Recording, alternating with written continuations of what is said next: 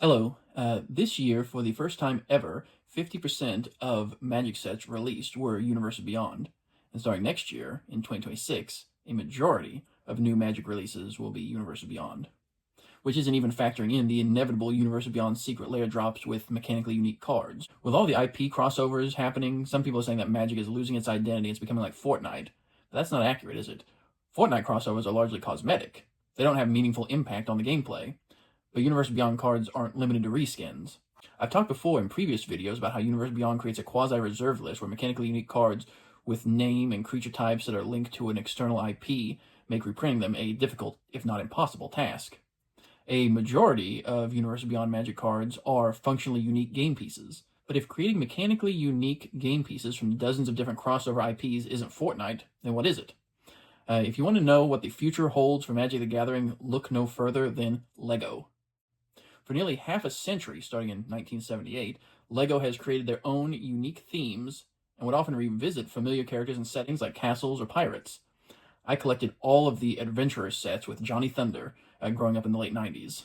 I had the Sphinx Secret Surprise and the Pharaoh's Forbidden Ruins. I even subscribed to the LEGO Mania magazine. I also like collecting the Aquazone series, including the Aquanauts, Aqua Sharks, and Hydronauts. LEGO themes in the 90s was so atmospheric and really prompted imaginative play, though I may be a little biased. Of course, I rarely kept the sets together. I would often follow the instructions at first and play with the builds for a while, but I'd eventually want to use the pieces to build something new for my own imagination. Here's an example. Right here, one of the LEGO sets I've kept together. This very unique little sled there. Another one I have here is this from the LEGO Racers game for the Nintendo 64. I was able to create this vehicle there and then recreate it in LEGO. There's a good deal of similarity between LEGO sets and Magic Precons. Both offer near limitless ways to use the game pieces, individual cards and blocks combined to form something greater than the sum of its parts. One of LEGO's more unique themes I enjoyed collecting were the Time Cruisers and the Time Twisters. The Time Cruisers started out as a comic produced by LEGO, which eventually became its own series of sets. It's a story from the late 90s about a small group who uses their special ship, which is a fusion of magic and technology, to traverse across multiple different planes of existence and reality while fighting their evil counterparts and their undead minions. The Time Cruisers were like LEGO planeswalkers, able to visit castles, pirates, cowboys, aquanauts, and other LEGO themes. You can see hats from the various themes included with their sets. I was such a huge LEGO fan that my family and I attended the grand opening of Legoland in 1999. I still have my ticket stub from visiting the park on opening weekend.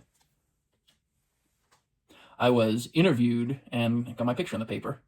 This was back before I discovered Magic the Gathering. Back then, my hobbies were LEGO sets and Pokemon cards. One of the big changes in 1999 for LEGO was their first ever major licensed crossover set with Star Wars. After 2 decades of creating their own themes and brand identity, LEGO opened themselves up to cross-promotion with other IPs. It's similar to how after 27 years of creating their own themes and brand identity, Wizards of the Coast would create Magic cards based on characters from other IPs through Universes Beyond. Another early crossover set for LEGO included Jurassic Park 3. Though rather than depict the actors from the film, it was part of the LEGO Studios toy line. They had Johnny Thunder fighting dinosaurs while a cameraman filmed the scene.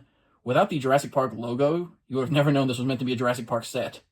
And another early crossover was Spider-Man. This was also part of the LEGO Studios line. At this point, the minifigs still had the traditional yellow skin, same with the sets based on the first 2 Harry Potter films.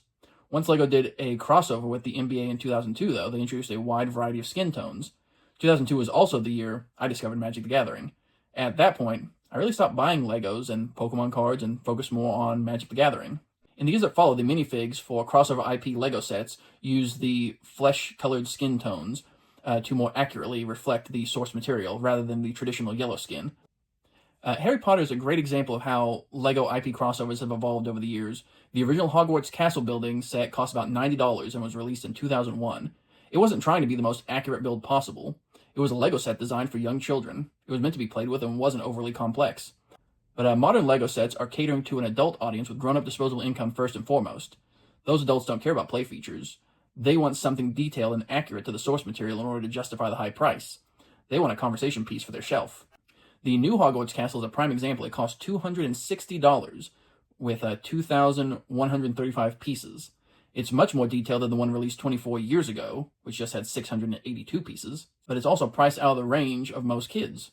Now, $90 isn't cheap either, especially 2 decades ago, but if you're sinking $260 into a Lego set today, you're not going to build it, play with it, then take it apart.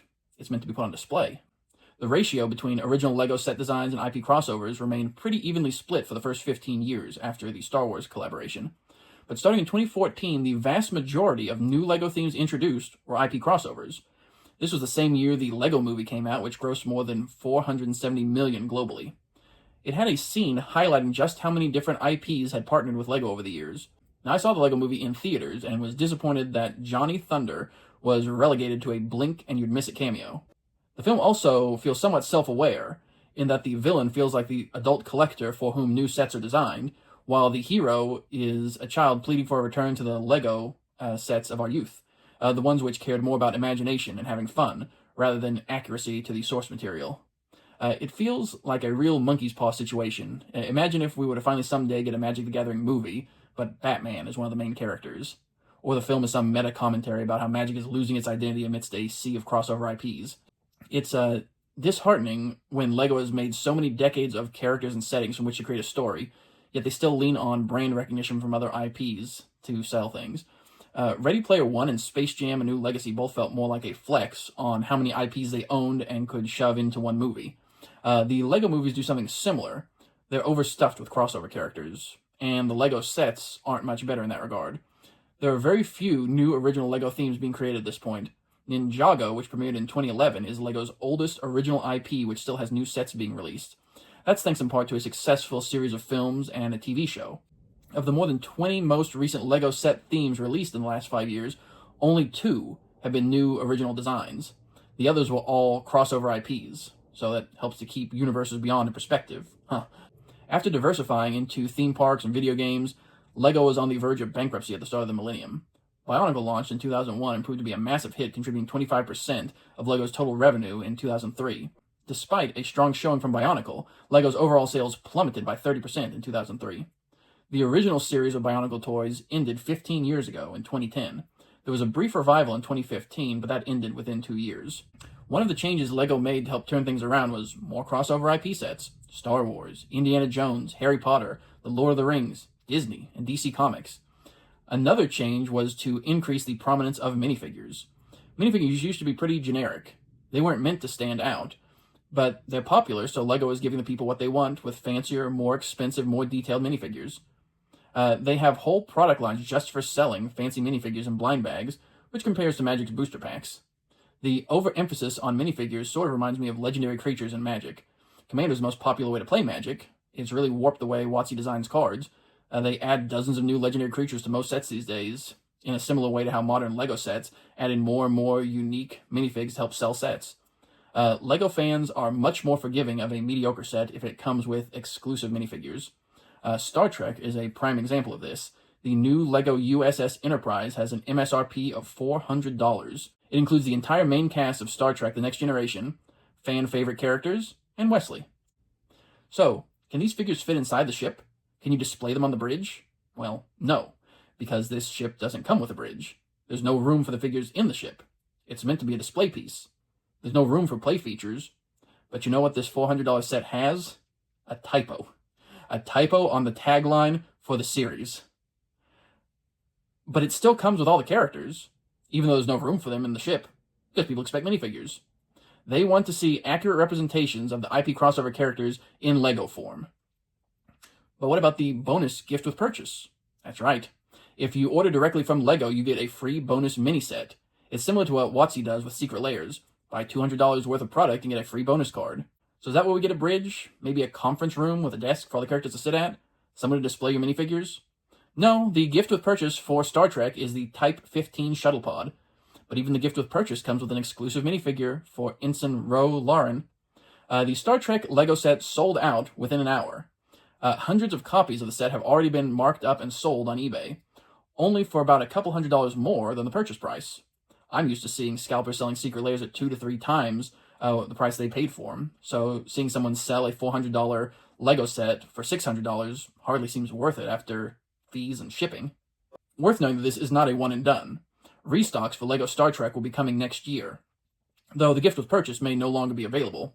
It's all part of the FOMO. Star Trek is one of the Universes Beyond Magic sets releasing next year. What will cost more, I wonder? The $400 LEGO USS Enterprise or a Star Trek collector booster box? If the demand for LEGO Star Trek is any indication, I would expect the inevitable Star Trek Secret Layer Super Drops to sell out quick. It's disappointing when original characters and settings get sidelined in favor of the brand recognition that comes with crossover IPs. Why make your own Pirates theme when you can license Disney's Pirates of the Caribbean? Why make your own castle theme when you can license Lord of the Rings? Why make Johnny Thunder and the Adventurers when you can license Indiana Jones? Why take a risk creating something new like Bionicle when you can license a proven winner? It's the same philosophy behind Universes Beyond with Magic. Universes Beyond will help bring in new people to the game or maybe cause old players to return. Since partnering with Star Wars in 1999, it took 2 decades for 50% of new LEGO sets to feature crossover IPs. Since partnering with The Walking Dead in 2020, it took WotC 5 years for 50% of Magic releases to be Universes Beyond. Next year it'll be more than 50%. Another angle in which Magic's philosophy dovetails with LEGO is designing for the adult collector. You have $1,000 Final Fantasy collector booster boxes and $1,000 Death Star sets. Not saying every set needs to be small and inexpensive. There's nothing wrong with having large premium sets for the adult collector. The concern is pricing out children in favor of whales by reducing cheaper offerings altogether. The one bright spot is the creator line of LEGO sets. These feel closest to the LEGO I grew up enjoying. They sort of remind me of Magic's Jumpstart sets in a way, something that's easy to pick up and play with again and again, trying out new combinations of pieces each time you play. It's also much more reasonably priced compared to other offerings. Look at the number of unique cards Magic prints every year, and then see the surge around the time they leaned into Universes Beyond and crossover IPs. It's tough to argue with the results, though. A 42% jump in 1 year. LEGO also has seen an increase in sales. We can see just how many licensed sets they're releasing compared to LEGO's original designs and settings. This business model may have produced amazing results, but I don't think it's sustainable long-term growth. LEGO and Magic cards both take up space on shelves. Collectors are going to run out of space to store and display everything if they don't run out of disposable income first. LEGO still produces new themes on occasion. They have about 6 original themes currently in production. The Dream sets have a TV show tie-in similar to Ninjago. Dreams premiered in 2023, and in some ways is a spiritual successor to the Time Cruisers. This is reflected in some of these set designs. Instead of traveling between the various LEGO themes, most of which have been retired by this point, Dreams has the characters facing their fears in a dream world. Sales of new LEGO sets are significantly outpacing the toy industry at large. Mattel and Hasbro, the latter of which owns Magic the Gathering, have both seen declining toy sales in recent years. LEGO is the world's largest toy maker. LEGO has been handling crossover IP sets for decades at the expense of their established original themes. Meanwhile, Magic the Gathering sets are being delayed so that Hasbro can squeeze one more Universes Beyond set into this year. If Avatar didn't push Lorwyn Eclipse back to 2026, then 4 of these 6 releases next year would have been Universes Beyond, as opposed to the current 4 of 7. It's only a matter of time before we only visit 1 or 2 Magic planes per year, with the rest of the new sets being Universes Beyond. It would have happened next year, if not for Lorwyn getting bumped back. Only the most popular planes like Ravnica or Innistrad would likely be revisited. I would say that we should treat LEGO like the canary in the coal mine, see when over-reliance on nostalgia and crossover IPs begin to impact their sales. Then WotC could make adjustments to Magic accordingly. Except WotC seems committed to outpacing LEGO in terms of new crossover frequency. Whenever I see someone making a custom Magic the Gathering altar in the style of LEGO, it's always vintage LEGO, the classic original fantasy castle theme, which LEGO has abandoned in favor of the built-in audience that comes with external IPs. I would like to see Magic and LEGO return to their roots. But at the same time, even if every new set was an original theme and didn't rely on external IPs or nostalgia, folks only have a finite amount of disposable income. There's a place for Universes Beyond, there's a place for the adult collector. So long as we also carve out a space for the original themes which fans fell in love with decades ago, and have them reasonably priced for a new generation. Everyone wants to market nostalgia, unless it's nostalgia for their own brand. And even that can sometimes go horribly wrong, like with the case of the Magic 30th Anniversary packs. At the end of the day, the ultimate reserve list is time. We each only have a finite amount of it. Our life on Earth is a limited resource, and we need to make the most of it. I hope that everyone is able to take a moment to spend time with the most important people in your lives this holiday season. Build a Lego set together, play Commander, play Jumpstart, draft a booster box. But from my family to yours, Merry Christmas and Happy Holidays. Until next time, bye.